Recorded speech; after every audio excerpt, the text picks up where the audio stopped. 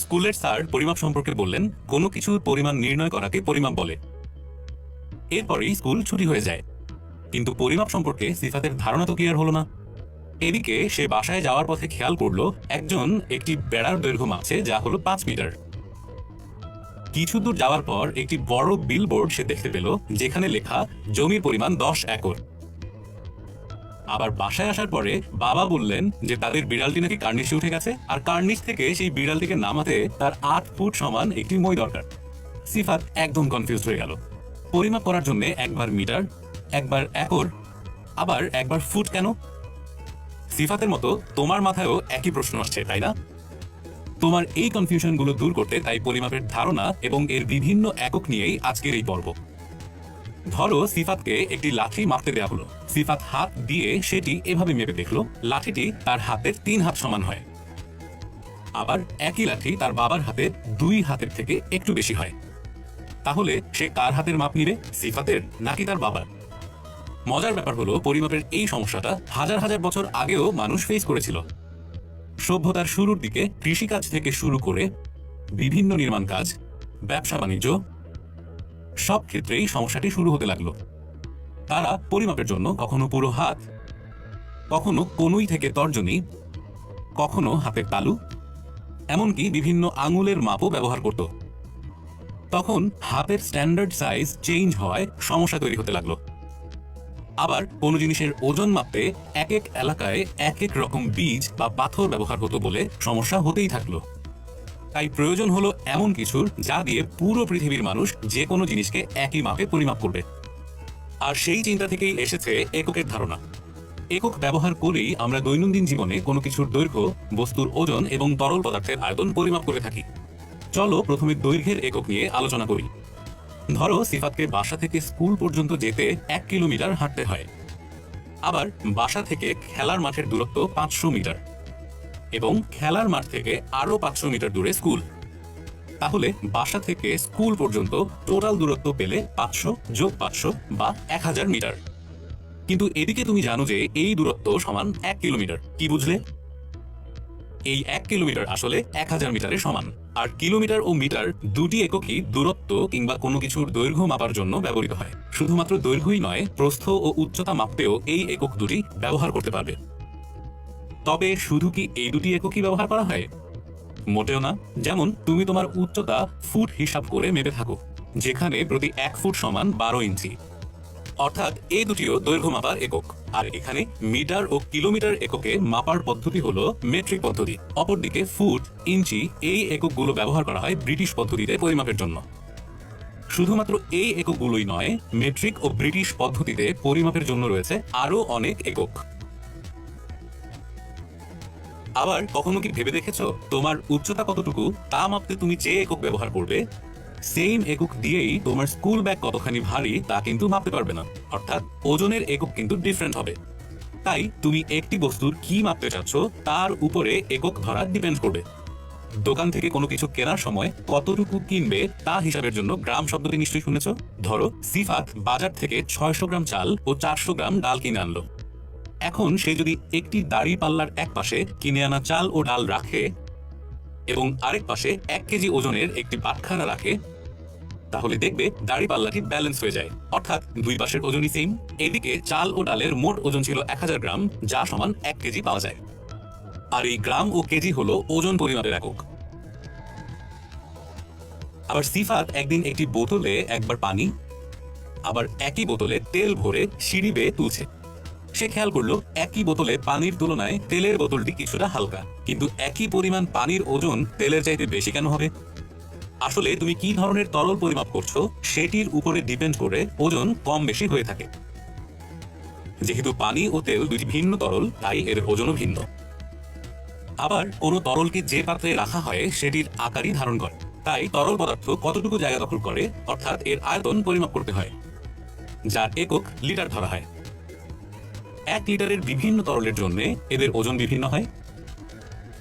একটি মজার ব্যাপার হলো দৈর্ঘ্যে যেমন মিটারের পাশাপাশি মিলিমিটার, সেন্টিমিটার ইত্যাদি ব্যবহার করা হয়, ঠিক তেমনি ওজনের জন্য মিলিগ্রাম, সেন্টিগ্রাম ইত্যাদি ও তরল পদার্থের আয়তনের জন্য মিলিলিটার, সেন্টিলিটার ইত্যাদি একক ব্যবহার করা হয়। আশা করি এই 3টি এককের ব্যাপারে ভালো একটি ধারণা পেয়েছো।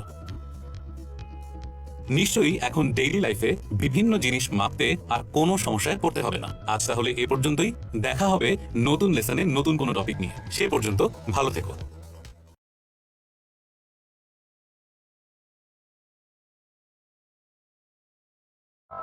একজন মানুষ কতটুকু লম্বা সেটা ফুট দিয়ে হিসাব করা হয়, কিন্তু এক জায়গা থেকে আরেক জায়গার দূরত্ব পরিমাপ করা হয় কিলোমিটার দিয়ে।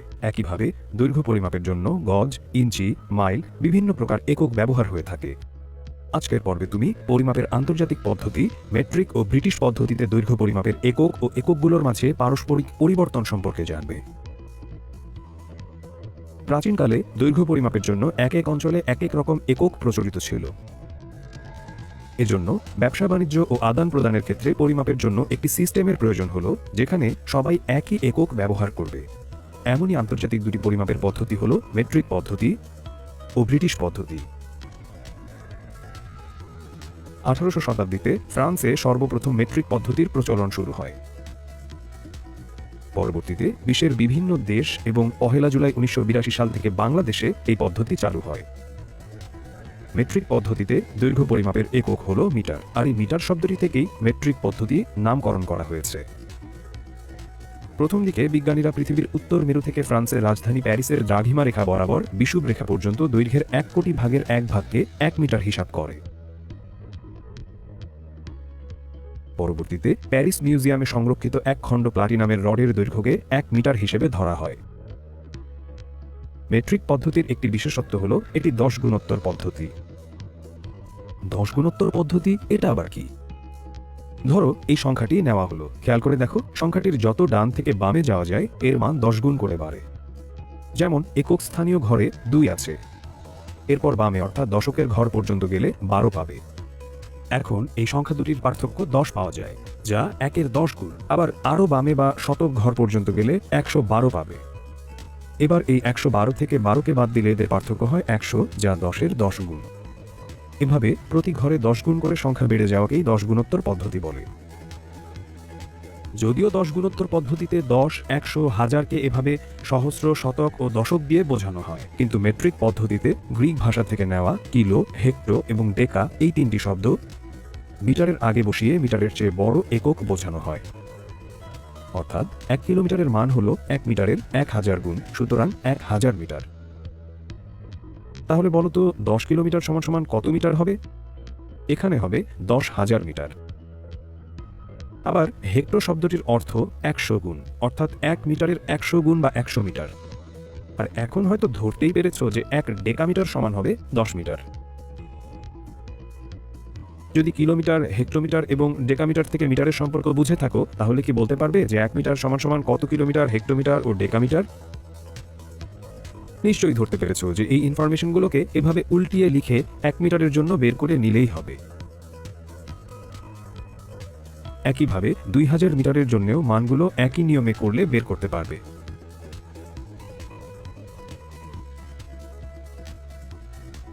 আবার ল্যাটিন ভাষা থেকে নেওয়া ডেসি, সেন্টি এবং মিলি এই 3টি শব্দ মিটারের আগে বসিয়ে মিটারের চাইতে ছোট এককগুলো বোঝানো হয়।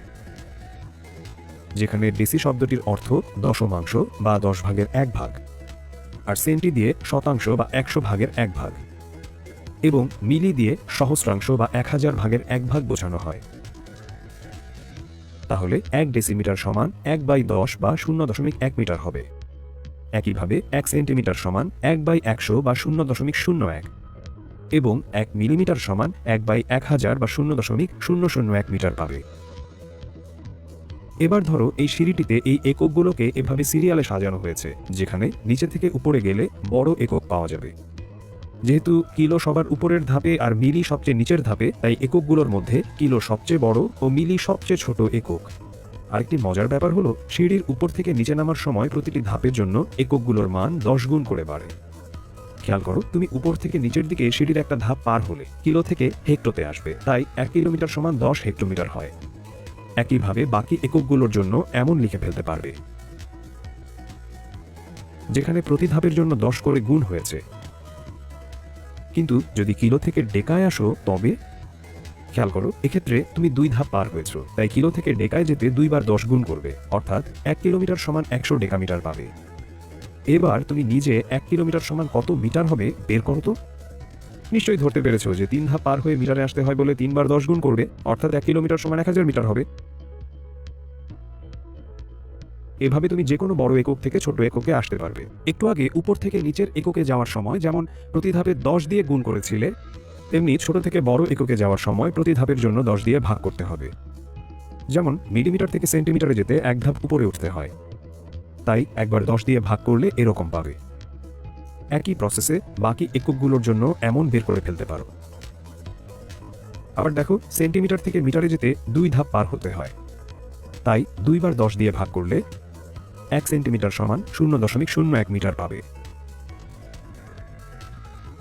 তুমি চাইলে দৈর্ঘ্য পরিমাপের এই এককগুলোর নাম ও ক্রম একটি ছন্দের মাধ্যমে খুব সহজেই মনে রাখতে পারো। কিলাইয়া হাকাইয়া ডাকাত মারিলে দেশে শান্তি মিলিবে। কি বেশ মজার, তাই না? চলো এবার ব্রিটিশ পদ্ধতি সম্পর্কে দেখে ফেলি। মিটার ছাড়া ইঞ্চি বা ফুট দিয়েও দৈর্ঘ্য পরিমাপ করা হয়।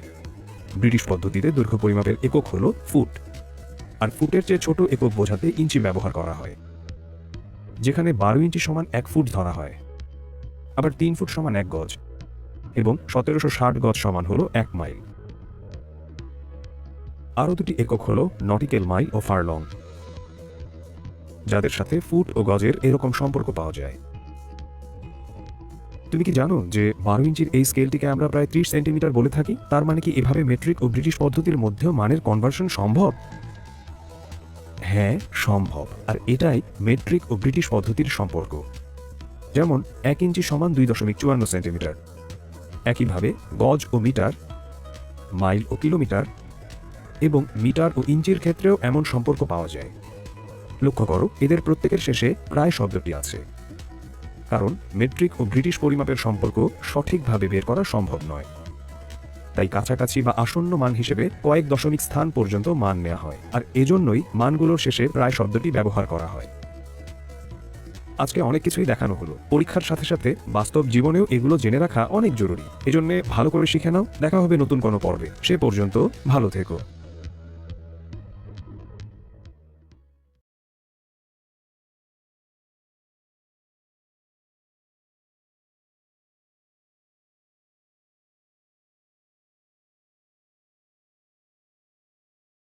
বলতে পারো কিভাবে এই বাক্সের ক্ষেত্রফল বের করবে?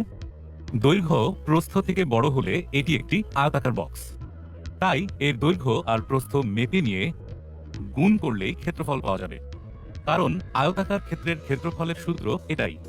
তুমি জানো যে দৈর্ঘ্য পরিমাপের একক মিটার, আর এখানে দৈর্ঘ্যের এবং প্রস্থের অর্থাৎ দুটি মিটার গুণ হয় বলে ক্ষেত্রফলের একক বর্গমিটার। বর্গ শব্দটির অর্থই হলো দুইটি একই জিনিসের গুণ। আজকের পর্বে তুমি বর্গমিটার ছাড়াও ক্ষেত্রফল পরিমাপের বিভিন্ন একক সম্পর্কে জানতে পারবে। তুমি হয়তো কখনো লুডো খেলেছ, মনে করে দেখো তো এর ছক্কাটি কেমন ছিল। এর চারপাশ সমান পরিমাপের ছিল, তাই না? এর জন্যই ছক্কাটি ঘুরত। এখানে খেয়াল করে দেখো যে দৈর্ঘ্য আর প্রস্থ সমান হয়ে গেছে, তাই না? তাহলে আলাদা করে এই দুই সাইডের মাপ গুণ না করে শুধু এক সাইডের মাপকে স্কয়ার করলেই এই ক্ষেত্রের ক্ষেত্রফল পাওয়া যাবে। আবার তুমি তো জানোই, এমন একটি ত্রিভুজ থাকলে ক্ষেত্রফল বের করতে প্রথমেই ত্রিভুজের উচ্চতা বের করতে হয়। একটু ভেবে দেখো তো কিভাবে এই উচ্চতাটি মাপা যেতে পারে।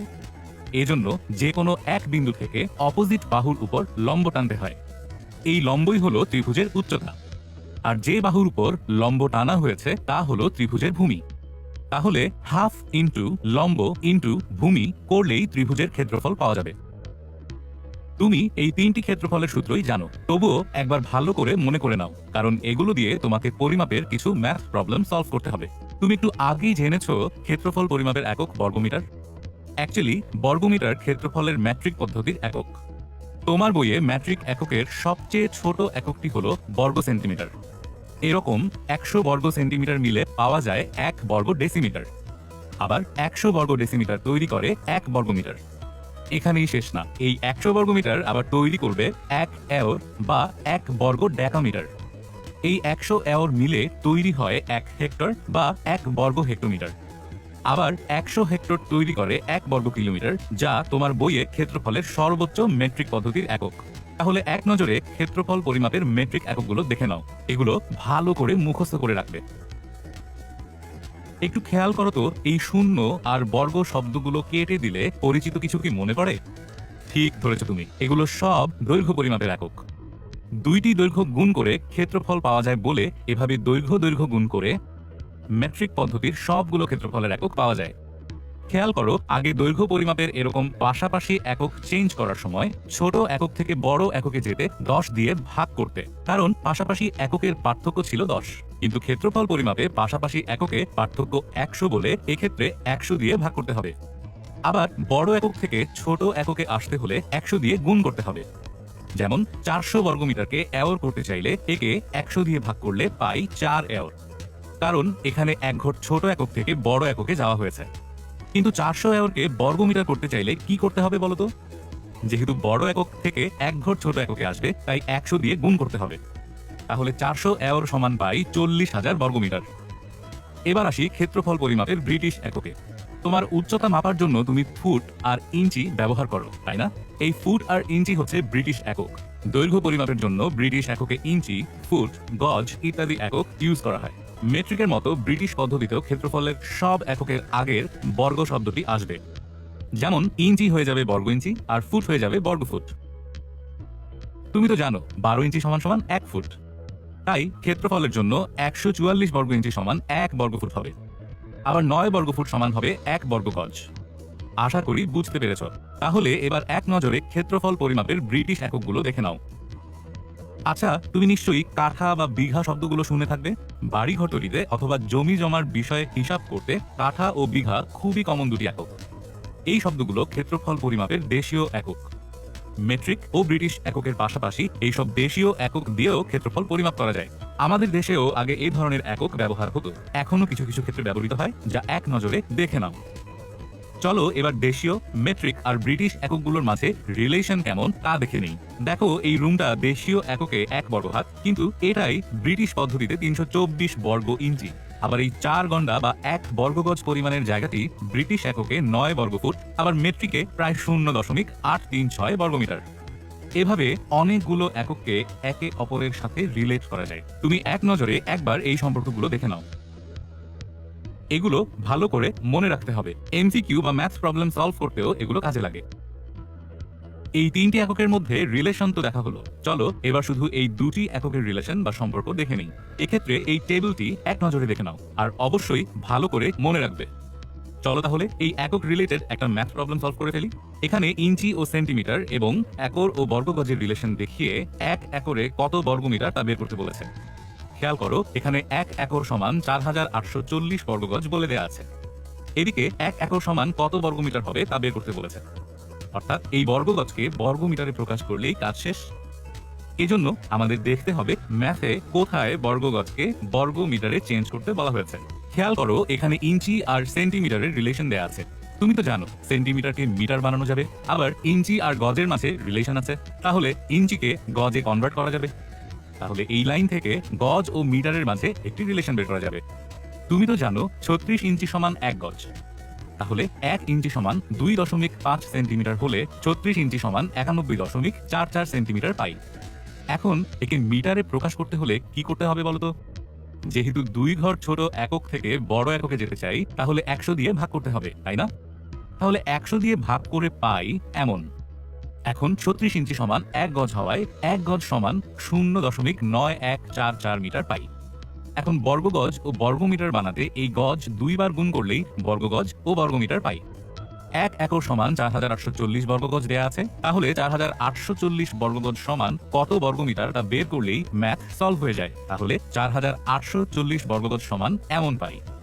অর্থাৎ বলতে পারি 1 একর সমান 4046.86 বর্গমিটার। আজকে তাহলে এ পর্যন্তই। আজকে তুমি ক্ষেত্রফল পরিমাপের বিভিন্ন একক সম্পর্কে জানলে ও তাদের নিজেদের ভেতরে রিলেশনগুলো দেখলে। আগামী পর্বে তুমি ওজন এবং তরল পদার্থের আয়তন পরিমাপ সম্পর্কে। তুমি নিশ্চয়ই তোমার হাইট কত তা ফিট ও ইঞ্চিতে বের করতে পারো, যাকে ফিট ও ইঞ্চিতে পরিমাপ করবে, তাই না? তাহলে ভিন্ন ভিন্ন দৈর্ঘ্য পরিমাপ ও এর একক সম্পর্কেও তুমি নিশ্চয়ই জানো। আজকের পর্বে তুমি ওজন এবং তরল পদার্থের আয়তন পরিমাপ সম্পর্কে জানতে পারবে। তুমি নিজে কি কখনো জন্মদিনে কেক কিনেছো? বেকারিতে কেক অর্ডার করতে গেলে পাউন্ড বা কেজি শব্দটি শুনতে পারবে। কেকের ওজন পরিমাপের জন্য ব্রিটিশ পদ্ধতিতে পাউন্ড শব্দটি ব্যবহার করা হয়েছে। আবার কেজি হলো মেট্রিক পদ্ধতির একক। বিভিন্ন দেশে বিভিন্ন এককের সাহায্যে বস্তুর ওজন করা হয়। মেট্রিক পদ্ধতিতে ওজন পরিমাপের একক হলো গ্রাম। ওজনের এককের জন্য এই চারটি লক্ষ্য করো। পরিচিত লাগছে না? এর আগে তুমি কিন্তু দৈর্ঘ্য পরিমাপের জন্য প্রায় একই রকম একক দেখেছিলে। ওজন পরিমাপের ক্ষেত্রে মিটারের পরিবর্তে শুধু গ্রাম ব্যবহার করা হয়েছে। তুমি দৈর্ঘ্যের একক পরিবর্তনের জন্য যেভাবে কাজ করেছিলে, ওজনের এককের জন্য একইভাবে কাজ করতে হবে। শুধু মিটারের জায়গায় ওজনের একক গ্রাম আসবে। মেট্রিক পদ্ধতিতে ওজন পরিমাপের জন্য এই চার্টের বাইরেও আরো দুটি একক আছে। এই দুটি একক কখন ব্যবহার করা হয় বলতে পারো? যখন অনেক বেশি পরিমাণ জিনিসের ওজন পরিমাপ করা হয় তখন। এখানে 100 কিলোগ্রাম সমান 1 কুইন্টাল আর 1000 কিলোগ্রাম সমান 1 মেট্রিক টন। আর এক্ষেত্রে কিলোগ্রামকে সাধারণত কেজি বলা হয়। ইংলিশ শব্দ কিলোগ্রামে এ দুটি অক্ষর মিলে কেজি শব্দটি তৈরি হয়। চলো ওজন রিলেটেড একটা ম্যাথ প্রবলেম সলভ করে আসি। এখানে 1 মেট্রিক টন চালকে 64 জন শ্রমিকের মধ্যে সমানভাবে ভাগ করে দিতে বলা হয়েছে। বের করতে বলা হয়েছে প্রত্যেকে কি পরিমাণ চাল পাবে। তুমি তো একটু আগে জেনেছো 1 মেট্রিক টন সমান 1000 কেজি। তাহলে 64 জন শ্রমিক 1000 কেজি চাল পাবে। তাহলে একজন শ্রমিক পায় 1000 ভাগ 64 বা 15.625 কেজি চাল। এখানে এই 0.625 কেজি চালকে যদি গ্রামে নিতে চাই তাহলে কি করতে হবে চিন্তা করো তো। দেখো কেজি থেকে গ্রাম 3 ধাপ নিচে, অর্থাৎ বড় একক থেকে ছোট এককে যেতে হবে, তাই এখানে গুণ করতে হবে। 3 ধাপ নিচে হয় 0.625 কে 3টা 10 দিয়ে গুণ করলে 625 গ্রাম পাই। সুতরাং প্রত্যেক শ্রমিক 15 কেজি 625 গ্রাম চাল পাবে। ওজনে একক জানা তো শেষ হলো, এখন বলো তো আমরা তরল কিভাবে মাপবো? তুমি দোকান থেকে পানি, তেল বা কোল্ড ড্রিঙ্কস কেনার সময় লিটার শব্দটি হয়তো শুনেছো। তরল পদার্থের আয়তন পরিমাপের একক হচ্ছে লিটার।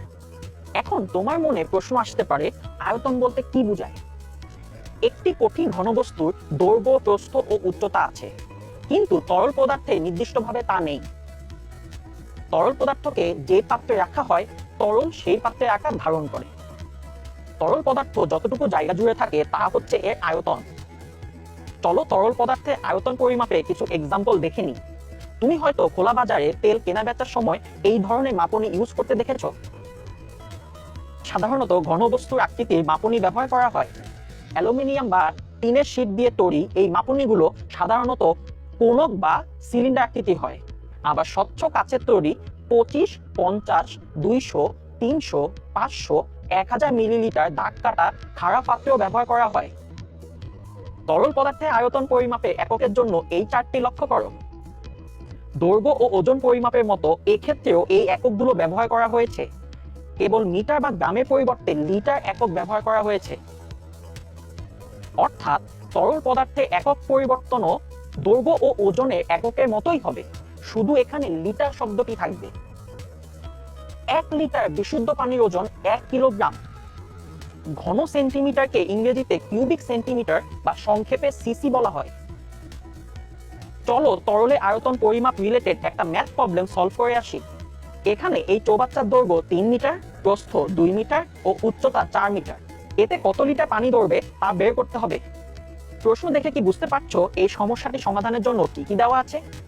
এখানে চৌবাচ্চার দৈর্ঘ্য 3 মিটার, প্রস্থ 2 মিটার ও উচ্চতা 4 মিটার দেওয়া আছে। আয়তনে এই সূত্র তো তোমার জানা। তাহলে আয়তনের সূত্রে দৈর্ঘ্য, প্রস্থ ও উচ্চতার মান বসিয়ে গুণ করে আয়তন পাই 24 ঘনমিটার। এখানে 3টি মিটার গুণ হয় বলে একক হবে ঘনমিটার। এখন ঘনমিটার থেকে ঘন সেন্টিমিটার নিতে গেলে কি করতে হবে চিন্তা করো তো। হ্যাঁ, এজন্য আমাদের আবার এই সিঁড়িতে ফিরে যেতে হবে। এখানে মিটার একক থেকে সেন্টিমিটার এককে নিচে নামতে হবে, অর্থাৎ গুণ করতে হবে। কিন্তু খেয়াল করো এখানে এককের সামনে ঘন শব্দটি আছে, তাই এখানেও ঘন শব্দটি আসবে। আর এখানে ঘন হওয়ায় আগের মতো প্রতি ঘরের পার্থক্য 10 হবে না, এখানেও ঘন এর জন্য 3টি 10-এর গুণে প্রত্যেক ঘরের পার্থক্য হবে 1000। তাহলে এখন ঘন মিটার থেকে ঘন সেন্টিমিটার আসতে 2 ঘর নামতে হয় বলে 24কে 2 বার 1000 দিয়ে গুণ করতে হবে। এখন গুণ করে এমন মান পাই। আজ তাহলে এই পর্যন্তই। আজকে তুমি ওজন ও তরল পদার্থের আয়তন একক শিখতে পারলে। নেক্সট এপিসোডে আশা করি আবারও দেখা হবে। ভালো থেকো। স্কুলের পর বিকেলে মাঠে খেলতে নিশ্চয়ই তোমার খুব ভালো লাগে। মজার ব্যাপার হলো তোমার পরিচিত এই খেলার মাঠেই অনেক ম্যাথমেটিক্যাল প্রবলেম লুকিয়ে আছে। আজকে তুমি মাঠের ক্ষেত্রফল রিলেটেড এমন কিছু ম্যাথমেটিক্যাল প্রবলেম সলভ করাই শিখবে। যেমন তোমাকে যদি এই মাঠের দৈর্ঘ্য এবং প্রস্থ বলে দেই, তাহলে কি এর ক্ষেত্রফল বের করতে পারবে? তোমার নিশ্চয়ই আয়তাকার ক্ষেত্রের ক্ষেত্রফলের এই সূত্রটি মনে আছে। এখানে মাঠের দৈর্ঘ্য 21 মিটার এবং প্রস্থ 15 মিটার হওয়ায় এদের গুণ করে মাঠের ক্ষেত্রফল পাই 315 বর্গমিটার। এখন যদি এই মাঠের চারদিকে এমন 2 মিটার চওড়া একটি রাস্তা থাকে, তবে কিভাবে ক্ষেত্রফল বের করবে? চলো তা শিখে নেওয়া যাক। খেয়াল করো, এই রাস্তা সহ পুরো ক্ষেত্রটা একটা আয়তক্ষেত্র। তাহলে রাস্তা সহ এই মাঠের ক্ষেত্রফল থেকে শুধুমাত্র মাঠের ক্ষেত্রফলকে বাদ দিলেই রাস্তার ক্ষেত্রফল পাওয়া যায়। মাঠের ক্ষেত্রফল তো আমরা একটু আগেই বের করেছি। তাহলে এখন এই রাস্তা সহ মাঠের ক্ষেত্রফল বের করতে হবে। দেখো, চারপাশে এমন রাস্তা হওয়ায় মাঠের আগের দৈর্ঘ্য দুই পাশেই বেড়ে গেছে। রাস্তা 2 মিটার চওড়া হওয়ায় দুই পাশেই 2 করে রাস্তা সহ মাঠের দৈর্ঘ্য মোট 4 মিটার বেড়ে গেছে। তাহলে রাস্তা সহ মাঠের দৈর্ঘ্য হয় 25 মিটার। এখন চিন্তা করো তো, প্রস্থের ক্ষেত্রে কি হবে? ঠিক ধরেছ, একইভাবে প্রস্থ পাই 19 মিটার। সুতরাং রাস্তা সহ মাঠের দৈর্ঘ্য ও প্রস্থ পেয়ে গেলাম। এখন এদের গুণ করলাম। রাস্তা সহ মাঠের ক্ষেত্রফল হয় 475 বর্গমিটার। একটু আগে যা বলেছিলাম যে রাস্তা সহ মাঠের ক্ষেত্রফল থেকে শুধুমাত্র মাঠের ক্ষেত্রফল বিয়োগ করতে হবে। এই সব ক্যালকুলেশন করে শেষমেশ পাচ্ছি উত্তর 160 বর্গমিটার। আচ্ছা, এখন মনে করো তুমি এই রাস্তায় ঘাস লাগাতে চাও, আর প্রতি বর্গমিটার রাস্তায় ঘাস লাগাতে 2.75 টাকা খরচ হয়। তাহলে টোটাল খরচ কত? তুমি তো জানো একটি কলমের দাম 5 টাকা হলে 10টি কলমের দাম 50 টাকা হয়। একইভাবে যদি 1 বর্গমিটারে খরচ হয় 2.75 টাকা আর রাস্তার ক্ষেত্রফল 160 বর্গমিটার হয়, তাহলে 160 বর্গমিটারে খরচ হবে 440 টাকা। একটা ব্যাপার খেয়াল রাখবে, অনেক সময় প্রশ্নে দেওয়া থাকতে পারে প্রতি বর্গমিটারে 2.75 টাকার দরে রাস্তায় ঘাস লাগাতে মোট কত টাকা লাগবে। এই দরের শব্দটা দেখে কনফিউজ হওয়ার কিছু নেই। এই শব্দটা দিয়ে দাম বা খরচ বোঝায়। এবার মাঠের ম্যাথ প্রবলেম থেকে একটু অন্যভাবে চিন্তা করি। যেমন মাঠের চারপাশে ভাবে রাস্তা না থেকে যদি মাঠের মাঝে দুটি রাস্তা থাকে, তবে কিভাবে এই রাস্তা দুটির ক্ষেত্রফল বের করব? এক্ষেত্রে তোমাকে দৈর্ঘ্য বরাবর একটি রাস্তার ক্ষেত্রফল বের করতে হবে এবং প্রস্থ বরাবর আরেকটি রাস্তার ক্ষেত্রফল বের করতে হবে। দেখো, রাস্তা যে 2 মিটার চওড়া তা কিন্তু আমরা জানি, শুধু রাস্তা দুটির দৈর্ঘ্য বের করতে হবে। তাহলে দৈর্ঘ্য গুণ প্রস্থ করে রাস্তা দুটির ক্ষেত্রফল বের করা যাবে। তাই একটি রাস্তার জন্য মাঠের লম্বা বরাবর দৈর্ঘ্য বের করতে হবে, আরেকটির জন্য মাঠের চওড়া বরাবর দৈর্ঘ্য বের করে ফেলবো। খেয়াল করো, লম্বা বরাবর রাস্তার দৈর্ঘ্য আর মাঠের দৈর্ঘ্য সেম। তাহলে লম্বা বরাবর রাস্তার দৈর্ঘ্য পাই 21 মিটার আর রাস্তার প্রস্থ 2 মিটার। ফলে দৈর্ঘ্য বরাবর রাস্তার ক্ষেত্রফল হবে 42 বর্গমিটার। এবার প্রস্থ বরাবর রাস্তার দৈর্ঘ্য আর মাঠের প্রস্থ সেম, কিন্তু রাস্তা দুটি একে অপরের উপর দিয়ে গেছে। তাই প্রস্থ বরাবর রাস্তার এই অংশের উপর, দৈর্ঘ্য বরাবর রাস্তার অংশ থেকে গেছে, অর্থাৎ একটি কমন অংশ থেকে যায়। তাই প্রস্থ বরাবর রাস্তা হবে এই দুটি অংশ, অর্থাৎ মাঝের এই কমন অংশটুকু বাদ দিতে হবে। তাহলে প্রস্থ 15 মিটার থেকে এই অংশের জন্য 2 মিটার বাদ দিলে প্রস্থ বরাবর রাস্তার দৈর্ঘ্য পাই 13 মিটার। সুতরাং এই অংশে রাস্তার ক্ষেত্রফল পাই 26 বর্গমিটার। তাহলে রাস্তা দুটির মোট ক্ষেত্রফল হয় 42 + 26 = 68 বর্গমিটার। এখন তোমার মনে নিশ্চয়ই প্রশ্ন আসছে, দৈর্ঘ্য বরাবর এই অংশ বাদ না দিয়ে প্রস্থ বরাবর কেন বাদ দিলাম? তুমি চাইলে দৈর্ঘ্য বরাবর রাস্তার দৈর্ঘ্য থেকে 2 মিটার বাদ দিয়ে প্রস্থকে ঠিক রাখতে পারো। এক্ষেত্রেও রাস্তা দুটির ক্ষেত্রফল আগের মতোই আসবে। অর্থাৎ রাস্তা দুটি একে অপরের উপর দিয়ে যাওয়ায় যে কোনো একদিক থেকে এই কমন অংশটি বাদ দিতে হবে। তাই তোমার ইচ্ছে মতো যে কোনো ভাবে করতে পারো। আশা করি এই ম্যাথ প্রবলেমগুলো সব বুঝতে পেরেছো। তোমার বইয়ের সিমিলার ম্যাথ প্রবলেম আরো আছে। হয়তো মাঠের চারপাশের রাস্তার ক্ষেত্রফল বের না করে বাগানের চারপাশের রাস্তার ক্ষেত্রফল বের করতে বলবে। আবার একইভাবে পুকুর পাড় কিংবা সুইমিং পুলের ক্ষেত্রফলও বের করতে বলতে পারে। এভাবে স্টেপ বাই স্টেপ এগিয়ে গেলে সবগুলোই ইজিলি সলভ করতে পারবে। আর বেশি বেশি প্র্যাকটিস করলে তোমার জন্য আরো সহজ হয়ে যাবে। আগামীতে আরো গাণিতিক সমস্যা নিয়ে দেখা হবে। সেই পর্যন্ত ভালো থেকো।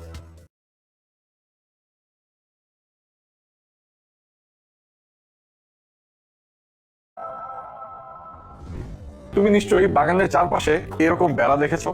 তুমি কি জানো বাগানের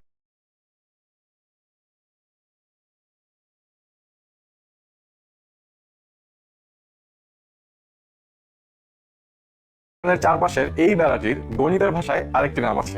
এর নাম হলো পরিসীমা।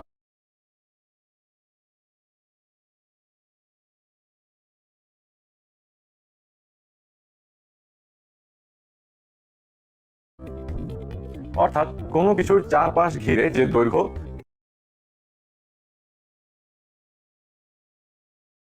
তাই হলো পরিসীমা। আজকে তুমি পরিসীমা রিলেটেড ম্যাথ প্রবলেম সলভ করা শিখবে। আচ্ছা চিন্তা করো তো,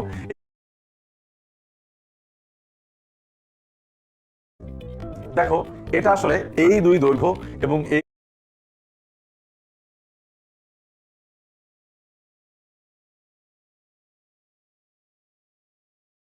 তাহলে এই দুইকে কমন নিয়ে সূত্রটিকে এভাবেও লেখা যায়।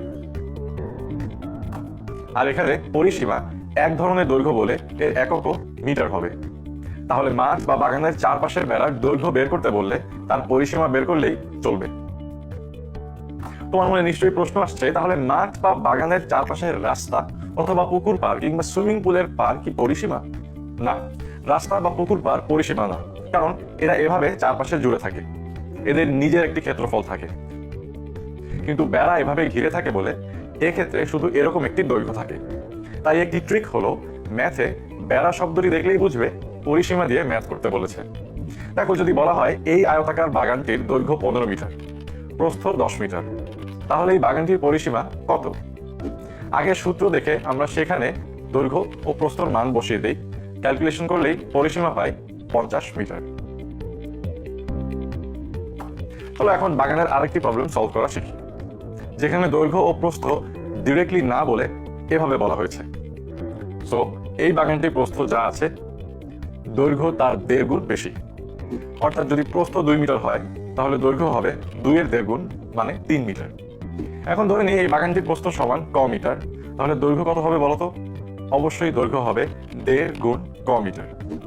আয়তক্ষেত্রের ক্ষেত্রফলের সূত্র দৈর্ঘ্য গুণ প্রস্থ হওয়ায় আয়তাকার এই বাগানের জন্য দৈর্ঘ্য ও প্রস্থের মান বসিয়ে সূত্রটি এমন পাবে। আবার এখানে বলাই আছে ক্ষেত্রফল 5400 বর্গমিটার, তাহলে এভাবে লিখতে পারবে। এখন গুণ করে 1.5 ক স্কোয়ার্ড সমান 5400 পাই। এই 1.5কে ডান সাইডে নিলে ভাগ করে এমন পাই। এখন ক এর স্কোয়ার্ডকে সরানোর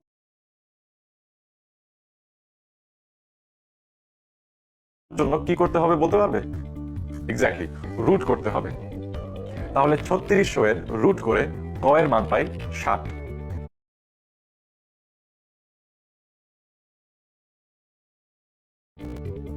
আর এই ক ছিল বাগানের প্রস্থ, তাহলে প্রস্থ পেলাম 60 মিটার। আর দৈর্ঘ্য প্রস্থের 1.5 গুণ হওয়ায় 60কে 1.5 গুণ করে দৈর্ঘ্য আসবে 90 মিটার।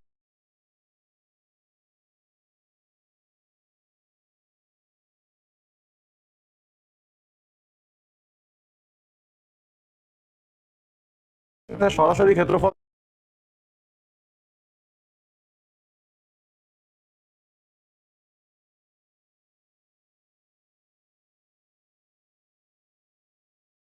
না দিয়ে এভাবে দেয়, তাহলে কি করব?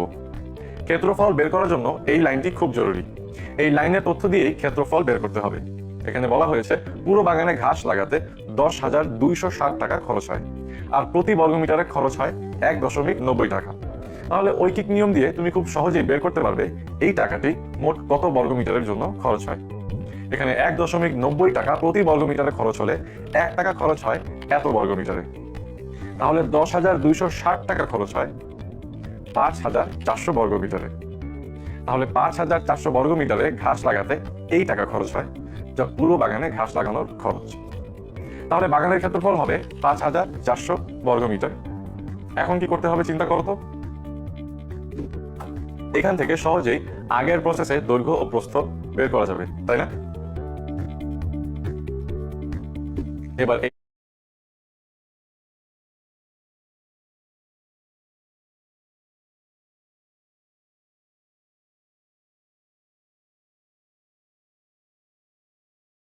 এই ম্যাথেই যদি বাগানের চারপাশের বেড়ার দৈর্ঘ্য বের করতে বলা হয়, তাহলে কি করবে?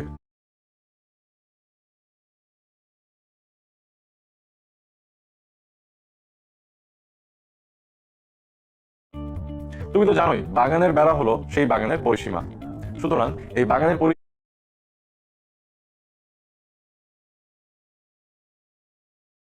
বের করলেই হয়ে যাবে। যেহেতু বাগানের দৈর্ঘ্য ও প্রস্থ জানা আছে, ফলে পরিসীমার সূত্রে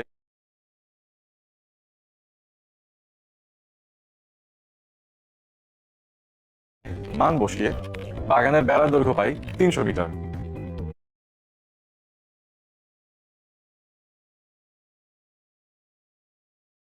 তো সব বুঝেছো ও নোট করে নিয়েছো। এবার বলা হলো প্রতি মিটার বেড়া দিতে 2.5 টাকা খরচ হলে ওই বাগানের চারপাশের বেড়া দিতে মোট কত টাকা লাগবে। তুমি তো এই পর্যন্ত বেড়ার দৈর্ঘ্য বের করে ফেলেছো। তাহলে 1 মিটারে 2.5 টাকা খরচ হলে 300 মিটার বেড়া দিতে খরচ হবে 750 টাকা। এখন এই ম্যাথ প্রবলেম যদি একবারে দেয়, তুমি কি ভয় পেয়ে যাবে? ভয় পাওয়ার কিছুই নেই। বুঝে বুঝে স্টেপ বাই স্টেপ করলেই খুব ইজিলি এই প্রবলেম সলভ করতে পারবে। কোনো কনফিউশন থাকলে ভিডিওটি আবার রিওয়াইন্ড করে দেখে নাও। আজকে তাহলে এই পর্যন্তই। আগামীতে আবার দেখা হবে। তোমার জন্য শুভকামনা।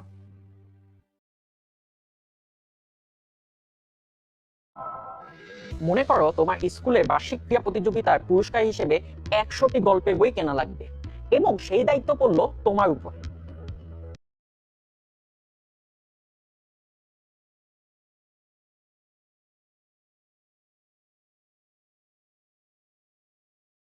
বই কেনার পর এতগুলো বই নিশ্চয় তুমি খালি হাতে ক্যারি করতে পারবে না, তাই না?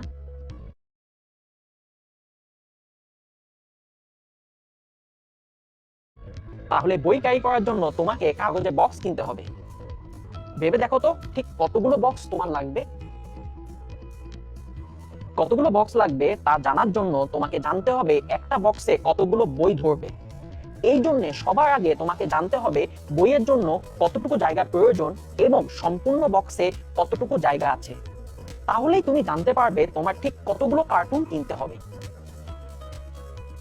এই যে বইয়ের জন্য কতটুকু জায়গা প্রয়োজন কিংবা বক্সে কতটুকু জায়গা আছে, এই পরিমাপই হলো বইয়ের কিংবা বক্সের আয়তন। আবার তোমাকে যদি ক্যালকুলেট করতে বলা হয় যে একটি সুইমিং পুলে কি পরিমাণ পানি ধরবে, তাহলে তা কিভাবে পরিমাপ করবে বলো তো? এই জন্য তোমাকে প্রথমে সুইমিং পুলে আয়তন মেপে নিতে হবে, কারণ সুইমিং পুলে আয়তন যত, এতে পানির পরিমাণও তত হবে। তাহলে বুঝতেই পারছো আমাদের ডেইলি লাইফের নানা কাজে আয়তন পরিমাপের প্রয়োজন হয়। আজ আমাদের আলোচনার বিষয় হলো আয়তন এবং আয়তন নির্ণয় বিভিন্ন এককাবলী।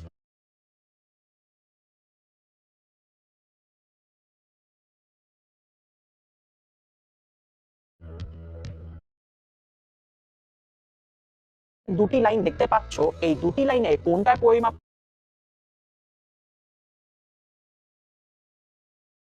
কতটুকু তার জন্য তোমাকে লাইন দুটির দৈর্ঘ্যের পরিমাপ জানতে হবে। শুধুমাত্র দৈর্ঘ্য জানতে পারলেই এই লাইন দুটি একটি থেকে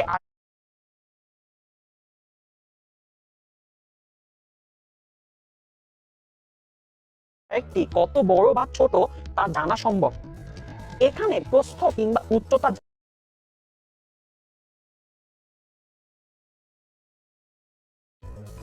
এই জন্য একে একমাত্রিক বস্তু বলা হয়। ইংরেজিতে তুমি একে বলতে পারো ওয়ান ডাইমেনশনাল বা 1D অবজেক্ট, কারণ এখানে তুমি শুধুমাত্র যে কোনো একটি দিক পরিমাপ করতে পারবে। বলো তো এক্ষেত্রে এর একক কি হতে পারে? হ্যাঁ, ঠিক ধরেছো, একক হবে মিটার, সেন্টিমিটার, ইঞ্চি, ফুট এক্সেট্রা। এখন তুমি তোমার ড্রয়িং রুমের কার্পেটটি লক্ষ্য করো। এটি ফ্লোরের ঠিক কতখানি জায়গা জুড়ে আছে তা জানার জন্য তোমাকে এই কার্পেটের দুটি দিক বিবেচনা করতে হবে। তোমার কি মনে আছে এই দুটি দিক কি কি? এই দুটি দিকে একটি দৈর্ঘ্য, অপরটি প্রস্থ। এই দৈর্ঘ্য আর প্রস্থের মানকে গুণ করলে তুমি পেয়ে যাবে ক্ষেত্রফল, যার মাধ্যমে তুমি বুঝবে কার্পেটটি ঠিক কতটুকু জায়গা দখল করে আছে। যেহেতু এখানে কার্পেটের দুটি দিক আছে, তাই একে দ্বিমাত্রিক বস্তু বলা হয়। ইংরেজিতে তুমি একে 2 ডাইমেনশনাল অথবা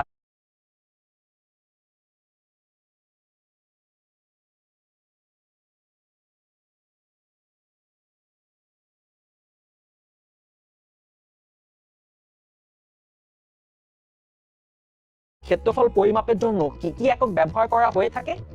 ক্ষেত্রফল পরিমাপের জন্য ব্যবহার করা হয় বর্গমিটার, বর্গ ফুট, বর্গ ইঞ্চি ইত্যাদি একক। এবার এই শেপটি লক্ষ্য করো তো। এই বস্তুটি দৈর্ঘ্য আর প্রস্থ তো আছেই, সাথে আছে এর উচ্চতা। এইরকম একটি বস্তু তোমার রুমে কতখানি জায়গা জুড়ে থাকবে তা বের করার জন্য কিন্তু শুধুমাত্র ক্ষেত্রফল বের করাই এনাফ না, কারণ বস্তুটির উচ্চতা আছে।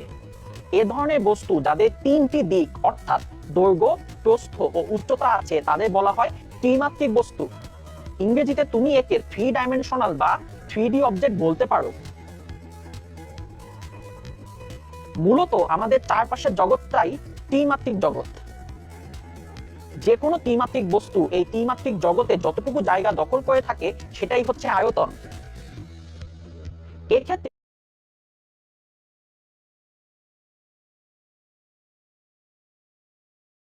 তুমি তোমার রুমের কথাই চিন্তা করতে পারো।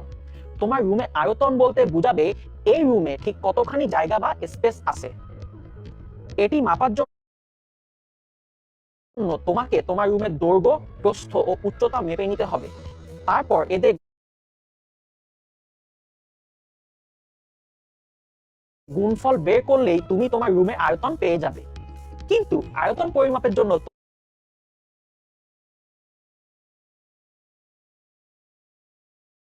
তোমার নিশ্চয়ই একটা এককের দরকার হবে। চলো তাহলে আয়তন পরিমাপের একক নিয়ে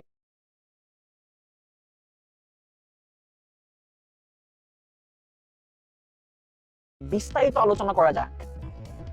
তুমি অলরেডি জানো যে পরিমাপের ক্ষেত্রে 2 ধরনের একক ব্যবহার করা হয়, মেট্রিক ও ব্রিটিশ একক। ঘন মিটার, ঘন সেন্টিমিটার, ঘন স্টেরয়েড এই ধরনের এককগুলো হলো আয়তন পরিমাপের মেট্রিক একক।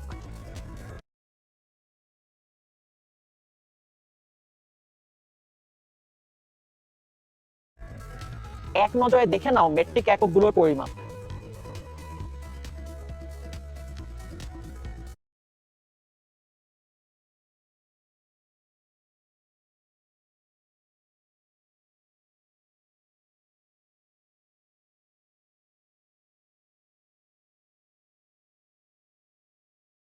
কখনো কখনো লিটার, ঘনফুট বা ঘন গজ ব্যবহার করতে শুনেছো? এই এককগুলো হলো ব্রিটিশ একক।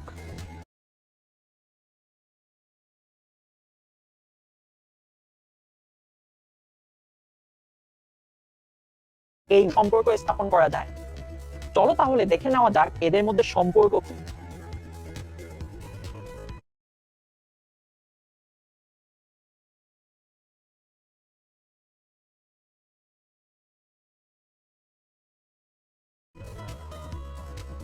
আশা করি আয়তন পরিমাপের এককগুলো বুঝতে পেরেছো।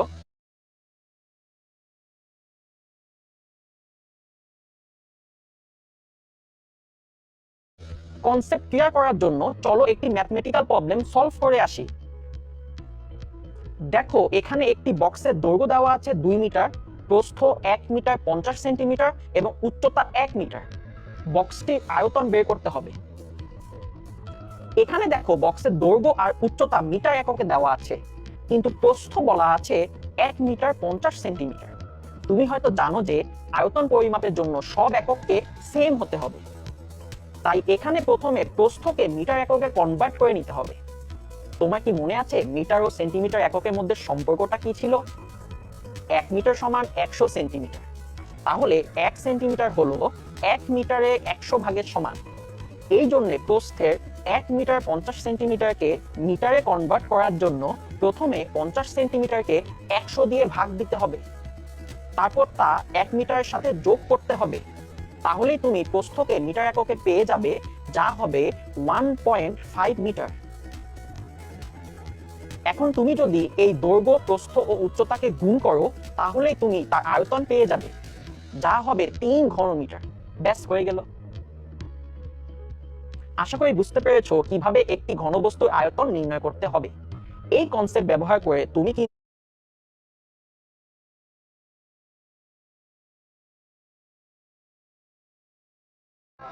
তুমি নিশ্চয়ই এরকম শেপের জন্য আয়তন বের করা শিখেছো। দৈর্ঘ্য, প্রস্থ ও উচ্চতা জানা থাকলে এই সূত্র দিয়ে সহজেই আয়তন বের করে ফেলা যায়। আর এক্ষেত্রে 3টি একক গুণ হয় বলে আয়তনের একক সবসময় ঘন একক হয়। যদি এই দৈর্ঘ্য, প্রস্থ ও উচ্চতার একক সেন্টিমিটারে থাকে, তবে আয়তনের একক ঘন সেন্টিমিটার হবে। আবার যদি মিটারে থাকে, তবে ঘন মিটার হবে। এভাবে সব এককের জন্য ঘন শব্দটি সামনে আসবে। এই সবই তোমার জানা ছিল। আজকে চলো এসব জানা কনসেপ্ট কাজে লাগিয়ে আয়তন রিলেটেড কিছু ইম্পর্টেন্ট ম্যাথ সলভ করা শিখি। এখানে একটি আয়তাকার শেপের পাত্র আছে। মনে করো পাত্রটির দৈর্ঘ্য 15 সেন্টিমিটার,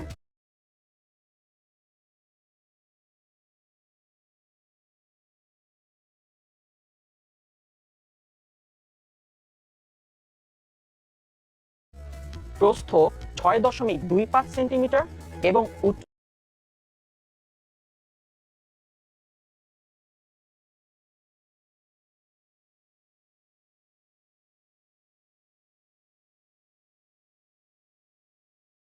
4 সেন্টিমিটার। তাহলে তুমি কি এই পাত্রের আয়তন বের করতে পারবে? আয়তনের এই সূত্র তো তোমার জানা আছে।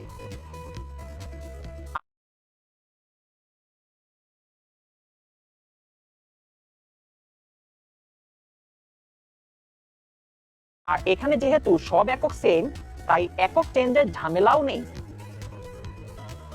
শুধু মানগুলো বসিয়ে দিয়ে গুণ করলেই আয়তন পেয়ে যাবে। আর সেন্টিমিটার ছিল বলে আয়তনের একক হবে ঘন সেন্টিমিটার।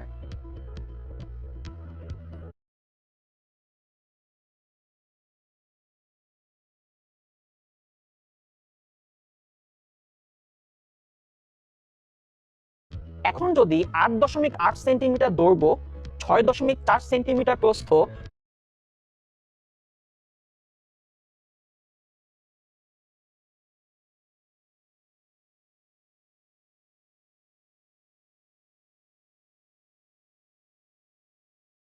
ও 2.5 সেন্টিমিটার উচ্চতার একটি লোহার টুকরার ওজন বের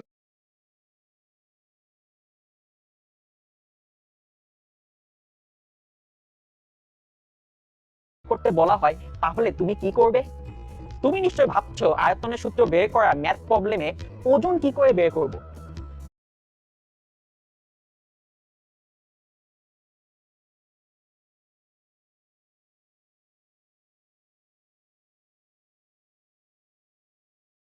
চলো শুরু করি, তাহলেই বুঝতে পারবে। প্রথমেই এই লোহার টুকরার আয়তন বের করে ফেলো তো। নিশ্চয়ই এমন অ্যান্সার এসেছে, তাই না? এখন আমরা জানি যে 1 ঘন সেন্টিমিটার পানির ওজন 1 গ্রাম। আর লোহার একটি ইম্পর্টেন্ট ফ্যাক্ট হচ্ছে লোহা পানির তুলনায় 7.5 গুণ বেশি ভারী। এইটা বোঝার জন্য চিন্তা করো যে তোমার হাতে একটি 1 কেজি ওজনের বল আছে, কিন্তু তোমার ভাইয়ের কাছে এর দ্বিগুণ ওজনে একটি বক্স আছে। তাহলে তোমার ভাইয়ের বক্সের ওজন হবে 2 কেজি। ঠিক তেমন ভাবে যদি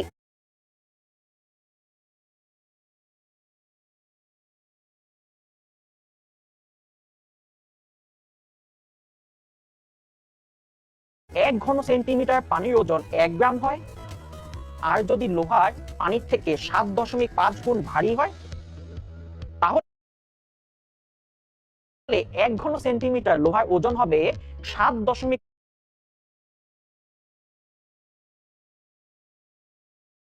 গ্রাম। তাহলে 140.8 ঘন সেন্টিমিটার লোহার ওজন হবে 1056 গ্রাম। এখন একে গ্রাম থেকে কিলোগ্রামে আনতে চাইলে কি করতে হবে বলতো? 1000 দিয়ে ভাগ করতে হবে, তাই না?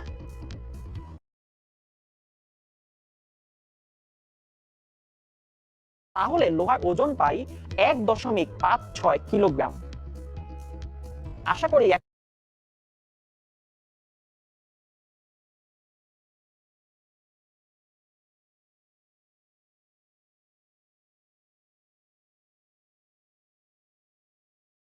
এখন পর্যন্ত সব বুঝেছো ও নোট করে নিয়েছো। চলো এখন এই লোহার টুকরাটি এই পাত্রে রাখি। এখন এই পাত্রটি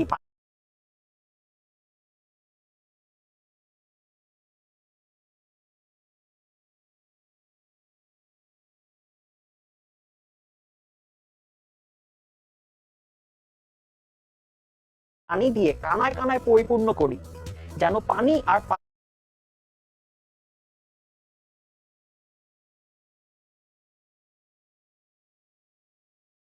পাত্রে এই জায়গায় কোনো গ্যাপ না থাকে।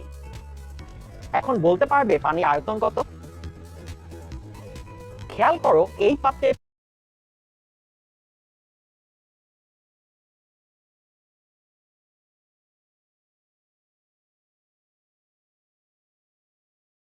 এই পাত্রে পুরোটা জুড়ে পানি আছে, শুধু লোহার এই অংশটি ছাড়া।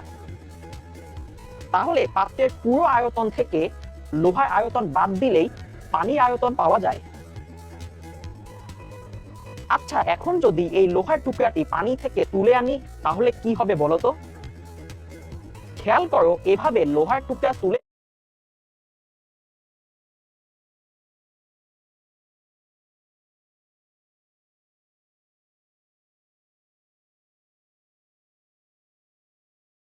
আনলে পানি কিছুটা কমে যায়, কারণ লোহার টুকরা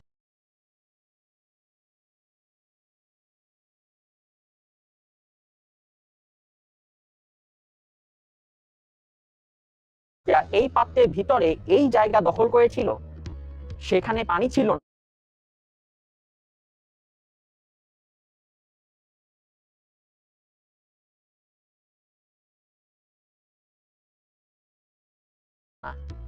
তাই লোহার টুকরা তুলে আনার কারণে এই জায়গাটা ফাঁকা হয়ে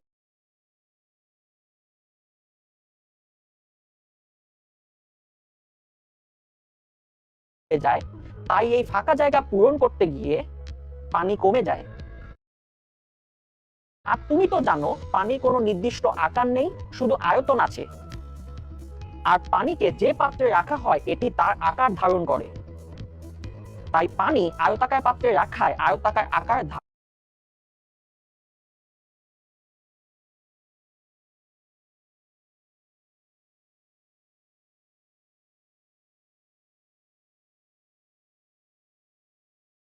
ধারণ করেছিল। এই পাত্রের দৈর্ঘ্য, প্রস্থ ও উচ্চতা ও পানি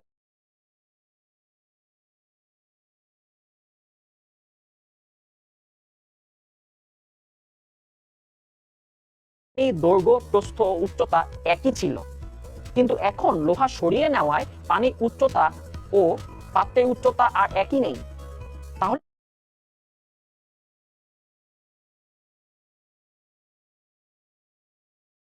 চলো এখন এই পানির উচ্চতা বের করা শিখি।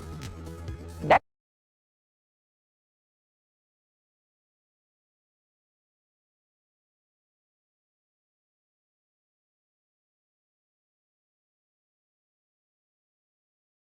এই পানির দৈর্ঘ্য আর প্রস্থ আমরা জানি, কারণ এগুলো পাত্রের সমান।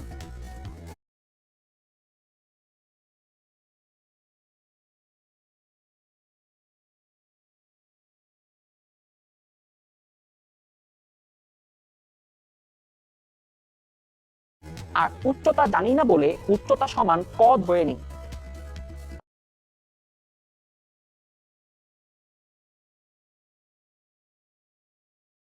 তাহলে সূত্র অনুযায়ী পানি আয়তন পাই এমন।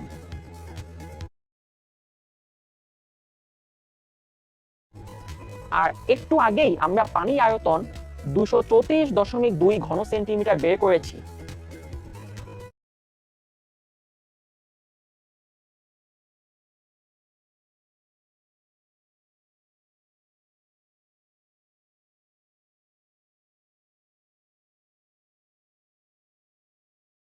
তাহলে এভাবে লেখা যায়, এখন এগুলোকে গুণ করে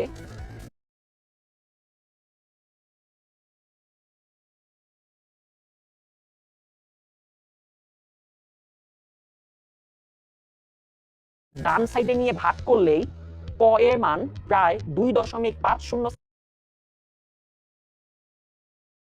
সেন্টিমিটার পাওয়া যায়, যা পানির উচ্চতা।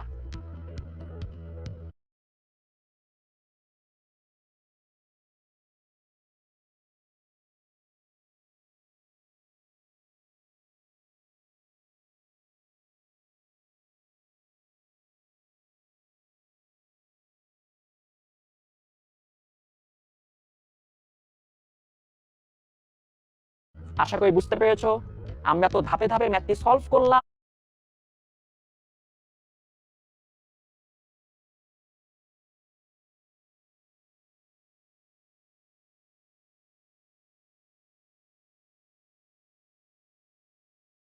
কিন্তু হ্যালো স্টুডেন্ট, কেমন আছো? তুমি নিশ্চয়ই বিশ্বকবি রবীন্দ্রনাথ ঠাকুরের কুঠিবাড়ির কথা শুনেছ। এটি কিন্তু বাংলাদেশের কুষ্টিয়া জেলার শিলাইদহে অবস্থিত।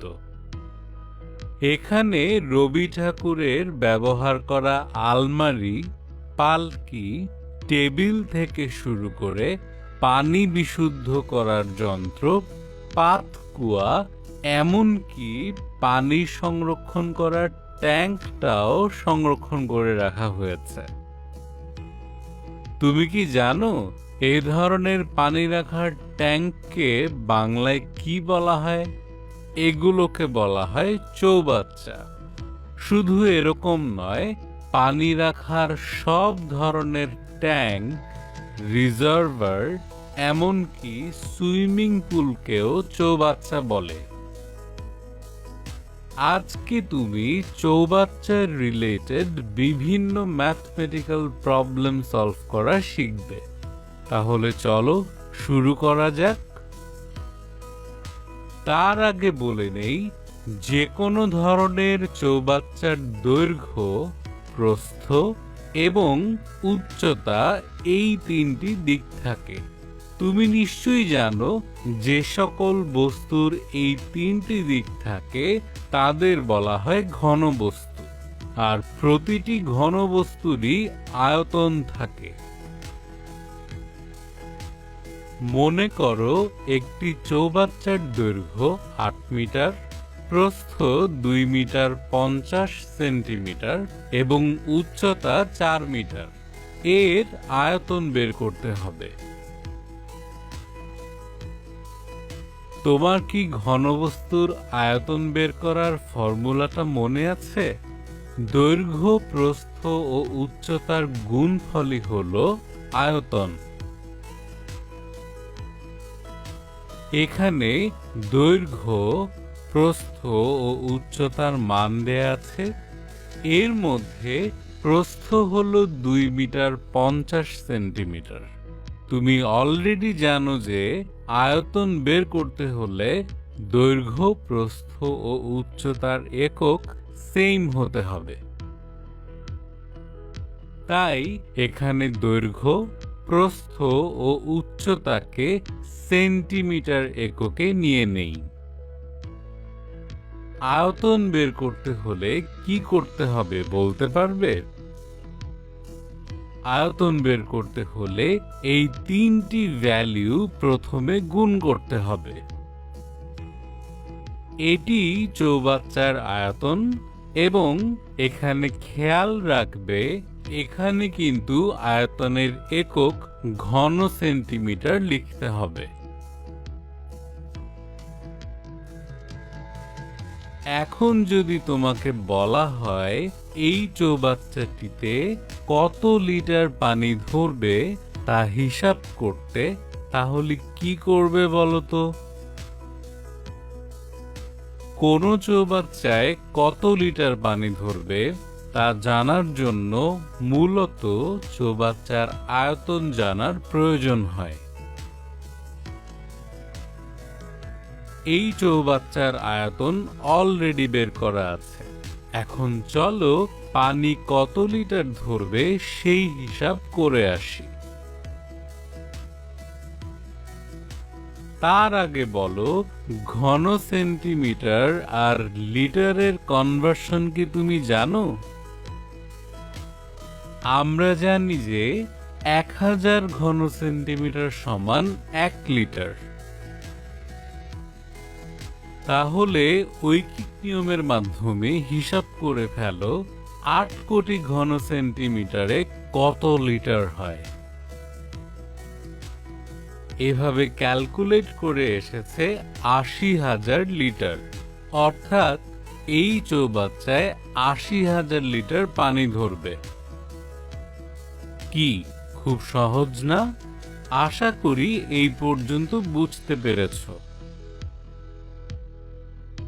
এখন যদি তোমাকে বলা হতো এই একই চৌবাচ্চায় কতটুকু পানি ধরবে তা কিলোগ্রাম এককে প্রকাশ করতে, তাহলে কি করতে?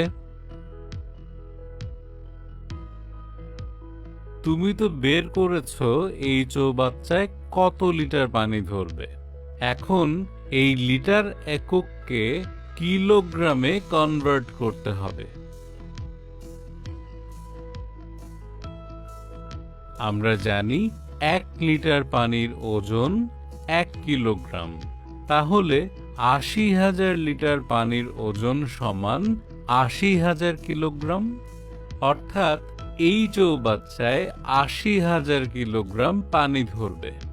এই চৌবাচ্চার পানি বিভিন্ন প্রয়োজনে পাম্পের মাধ্যমে উত্তোলন করা হতে পারে।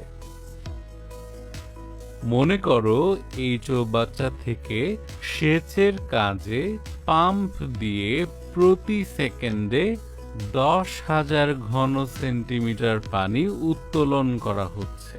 তাহলে চৌবাচ্চাটিকে পানি শূন্য অর্থাৎ খালি করতে কত সময় লাগবে? তুমি তো অলরেডি জানো চৌবাচ্চার আয়তন কি। চৌবাচ্চার আয়তনই পানির আয়তন। সুতরাং চৌবাচ্চার পানির আয়তন ঘন সেন্টিমিটার এককে 8 কোটি। দেওয়া আছে 1000 ঘন সেন্টিমিটার পানি উত্তোলন করতে সময় লাগে 1 সেকেন্ড। তাহলে 8 কোটি ঘন সেন্টিমিটার পানির জন্য সময় লাগবে 80,000 সেকেন্ড, যাকে ঘন্টায় কনভার্ট করলে হয় 22 ঘন্টা 13 মিনিট 20 সেকেন্ড। অর্থাৎ চৌবাচ্চাটি 22 ঘন্টা 13 মিনিট 20 সেকেন্ডে খালি হবে। আশা করি তুমি চৌবাচ্চার আয়তন, পানির পরিমাণ কিংবা চৌবাচ্চা পানি শূন্য করার ম্যাথ প্রবলেমসগুলো খুব সহজেই সমাধান করার টেকনিক বুঝে গিয়েছ। আজ তাহলে এ পর্যন্তই। আবার দেখা হবে পরবর্তী কোনো ক্লাসে। সে পর্যন্ত ভালো থেকো।